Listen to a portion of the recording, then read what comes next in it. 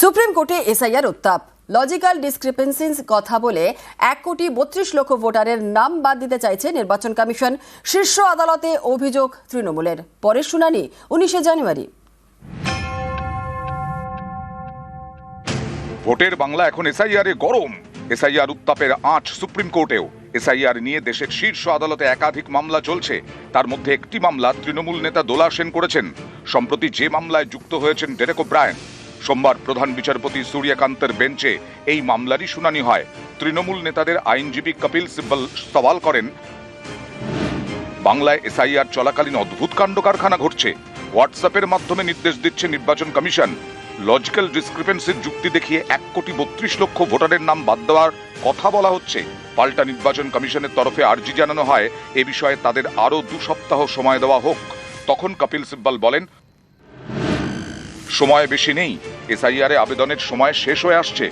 এরপরেই প্রধান বিচারপতি নির্দেশ দেন 1 সপ্তাহ সময় দেওয়া হলো, এর মধ্যে সব পক্ষকে জবাব দিতে হবে। এরপর তৃণমূলের আইনজীবী কপিল সিব্বল বলেন, কারো 6 সন্তান, তাকেও এসআইআর এর নোটিশ দেওয়া হচ্ছে। প্রশ্ন করা হচ্ছে কেন 6 সন্তান। তখন প্রধান বিচারপতি বলেন, এরকম হলে আদালতের দরজা তো খোলাই আছে। 19 জানুয়ারি আগামী সোমবার ফের এই মামলার শুনানি। নিউজ 18 বাংলা। এসআইআর শুনানি আতঙ্কে ফের মৃত্যুর অভিযোগ। আর এবার বাদুরিয়া, কালিয়াগঞ্জ এবং কোলাঘাটে শুনানি নোটিশ পেয়ে পূর্ব বর্ধমানের কাটোয়ায় বিক্ষোভ।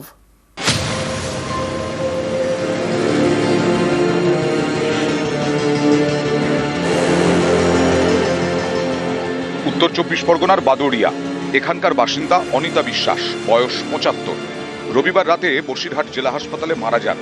পরিবারের দাবি, গত 5 জানুয়ারি শুনানিতে হাজিরা দেন অনিতা। তারপর থেকে আতঙ্কে ছিলেন। 7 জানুয়ারি স্ট্রোক হয়, তাকে নিয়ে যাওয়া হয় বসিরহাট জেলা হাসপাতালে। রবিবার রাতে মারা যান বৃদ্ধা। শুনানির আতঙ্কে মৃত্যু হয়েছে বলে দাবি পরিবারের। হিয়ারিং এর নাম এসেছিল, 2 ছেলের নাম নেই। আমার নাম আছে, আমার বাড়ির বোর আছে নাম। তারপরে 5 তারিখে আপনার হিয়ারিং এ ডেকেছিল। হিয়ারিং এ গিয়েছিল, হঠাৎ হার্ট অ্যাটাকে মারা যায়। তারপর হিয়ারিং এ শুধু টেনশন করতো হিয়ারিং এ। ওই হিয়ারিং এর জন্য ওই আমার জেলের মধ্যে নিয়ে যাবে, এইসব করবে, এইসব। হ্যাঁ, এসে আশঙ্কা।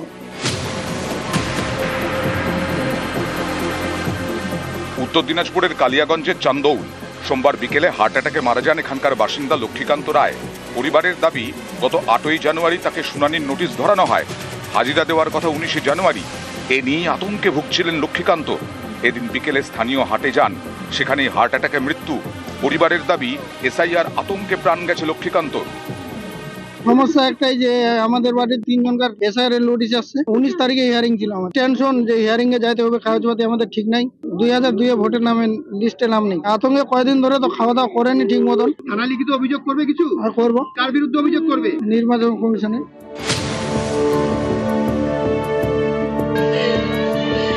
পূর্ব মেদিনীপুরের কোলাঘাট। এখানকার বর্নানের বাসিন্দা মৃত্যুঞ্জয় সরকার, বয়স 73। রবিবার রাতে বুকে ব্যথা নিয়ে তাম্রলিপ্ত মেডিকেলে ভর্তি হন। সোমবার মারা যান। পরিবারের অভিযোগ, এসআইআর আতঙ্কেই মৃত্যু হয়েছে মৃত্যুঞ্জয়ের। যবে থেকে এসআইআর চালু হয়েছে তবে থেকে বাবা অসুস্থ, ভোটার লিস্টের নাম নেই। সেই টেনশনে বাবা আজকে কাল রাত্রে ভর্তি হয়েছে, আজকে মারা গেছে।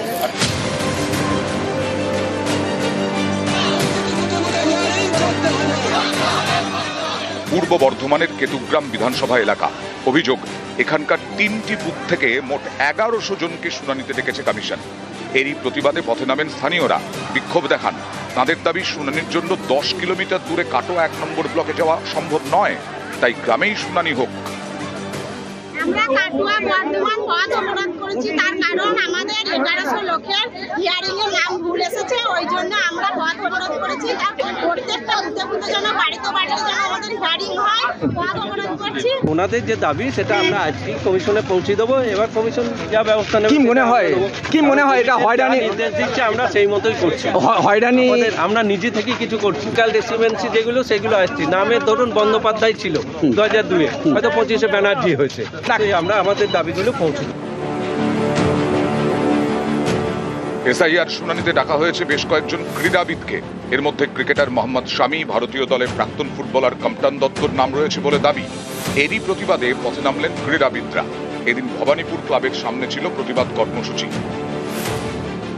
অবৈধ ভোটারদের জন্য কিন্তু আমরা এখানে আসিনি, আমরা এখানে এসেছি বৈধ ভোটারদের জন্য এবং খেলোয়াড়দের যে হেনস্থা করা হচ্ছে তার প্রতিবাদে।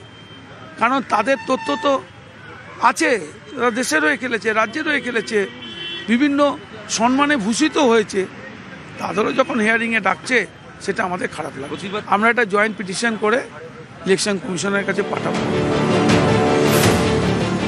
নিউজ 18 বাংলা।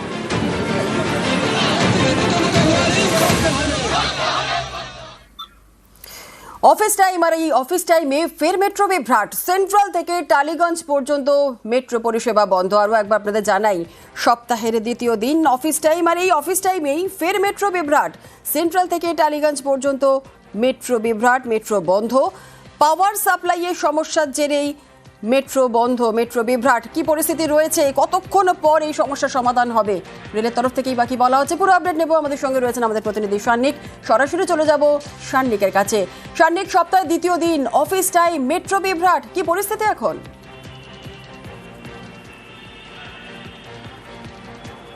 দেখো, যাত্রীদের ভোগান্তির ছবি একেবারেই স্পষ্ট, কেননা আজকে সকালবেলা একটি মেট্রো নেতাজি ভবন এবং রবীন্দ্র সদন, এই দুই মেট্রো স্টেশনের মাঝখানে পাওয়ার সাপ্লাইয়ের সমস্যার কারণে বন্ধ হয়ে যায় এবং তারপরেই কিন্তু সেই যাত্রীদেরকে সেই মেট্রো থেকে নামিয়ে নেতাজি ভবন মেট্রো স্টেশন দিয়ে তাদেরকে বের করতে হয়। তারপরেই বর্তমানে ময়দান থেকে দক্ষিণেশ্বর এবং মহানায়ক উত্তম কুমার থেকে শহীদ ক্ষুদিরাম, এর মধ্যেই যে সীমিত পরিষেবা সেইটা কিন্তু আপাতত মেট্রোর তরফে চালানো হচ্ছে। তবে উত্তর দক্ষিণ কলকাতার মধ্যে অন্যতম অফিস টাইমে ভরসা সেই মেট্রো বন্ধ থাকায় কিন্তু যাত্রী ভোগান্তির ছবি যথেষ্ট স্পষ্ট। এই মুহূর্তে যারা আসছেন যাত্রীরা, তাদেরকে একেবারে ময়দান মেট্রো স্টেশনের সেখানেই কিন্তু তাদেরকে এখান থেকে ঘোষণা করা হচ্ছে, মেট্রোর সমস্যার কথা বলে দেওয়া হচ্ছে এবং এখানে কিন্তু এখনো পর্যন্ত যেটা জানানো হচ্ছে যে যান্ত্রিক ত্রুটির কারণেই এই সমস্যা। তবে কতক্ষণে সেটা সমাধান হবে তার কিন্তু উত্তর এখনো পর্যন্ত পাওয়া যাচ্ছে না। আপনি কি মেট্রোয় ট্রাভেল? এই মাত্র শুনুন ঘটনাটা আমি বলছি। মেট্রোয় আমরা যখন দমদম থেকে উঠি, ওঠার পর হঠাৎ বললো সেন্ট্রাল অবধি চলবে। ভালো কথা, ভয় নিয়ে আমরা নিত্যযাত্রী চড়লাম এবং এটা আজকের ঘটনা না, রেগুলার এই ঘটনাটা ঘটছে, বারবার ব্রেকডাউন। যখন আমরা এগোলাম কিছুক্ষণ পর বললো ময়দান অবধি চলবে। পার্ক স্ট্রিটে এসে অনেকক্ষণ দাঁড়িয়ে গেল। আমরা বেশ কিছু যাত্রী নেমে জিজ্ঞেস করার জন্য জাস্ট বেরিয়েছি গেটের সামনে যে দাদা এখন কি ছাড়বে না, হঠাৎ গেটটা বন্ধ হয়ে গেল। আমি পার্ক স্ট্রিট নেমে হেঁটে আবার আসছি। মানে এই ঘটনা, কেউ উত্তর দিতে পারছে না কখন ছাড়বে, কখন বন্ধ হবে। কতগুলো যাত্রী যে বেরিয়ে গেল, তারা লক্ষ্য করলো যে ড্রাইভারের গেটে ছিল এবং গার্ড দুজনে কিন্তু ফলো করলো যে কিছু যাত্রী নেমে দাঁড়িয়ে আছে, একবার ঘোষণা করবে যে এই ছাড়বে। ঘটেছে শেষ পর্যন্ত জানা বলছে না, অনিবার্য কারণের তো কোনো উত্তর দেয় না। অর্থাৎ চরম ভোগান্তি। সান্নিক, বেশ ধন্যবাদ।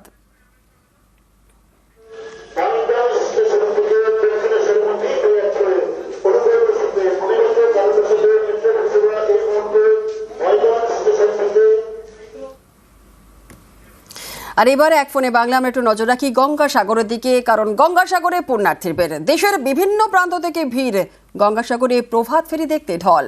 কাল দুপুর থেকেই শুরু হবে মকর স্নান চলবে বৃহস্পতিবার দুপুর পর্যন্ত। গঙ্গাসাগরে পুণ্যার্থীর ঢল, দেশের বিভিন্ন প্রান্ত থেকে মানুষজন এসেছেন, পুণ্যার্থীরা এসেছেন, ভিড় জমিয়েছেন। অর্পণ রয়েছে কি ছবি সেখানকার জানবো সরাসরি অর্পণের কাছ থেকে। অর্পণ, পুণ্যার্থীদের ভিড় গঙ্গাসাগরে, কি ছবি এখন সেখানকার?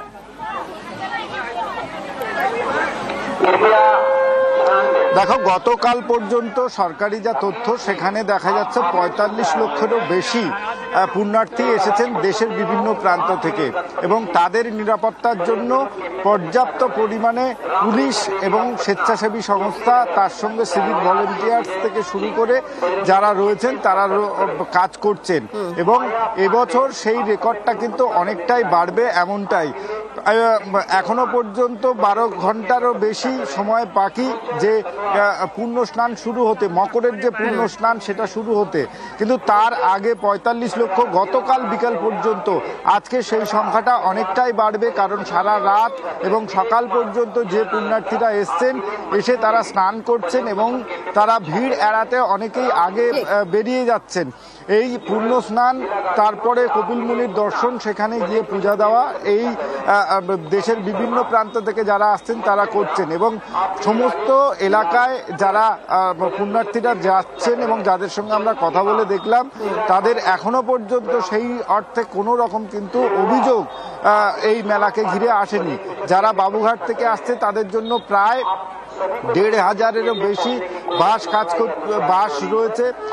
এরপরে প্রায় ১০০-রও কাছে বার্জ এবং যে বিভিন্ন জলযান সেগুলো রাখা রয়েছে, বার্জ লঞ্চ থেকে শুরু করে মোট 10টি লট 8 এবং কচুবেড়িয়ার দিকে এবং তারপর বেনুবনের দিকে এবং নামখানার দিকে 10টি জেটি রাখা হয়েছে। রকমের ব্যবস্থাই করা রয়েছে গঙ্গাসাগরে। আপাতত ধন্যবাদ অর্পণ।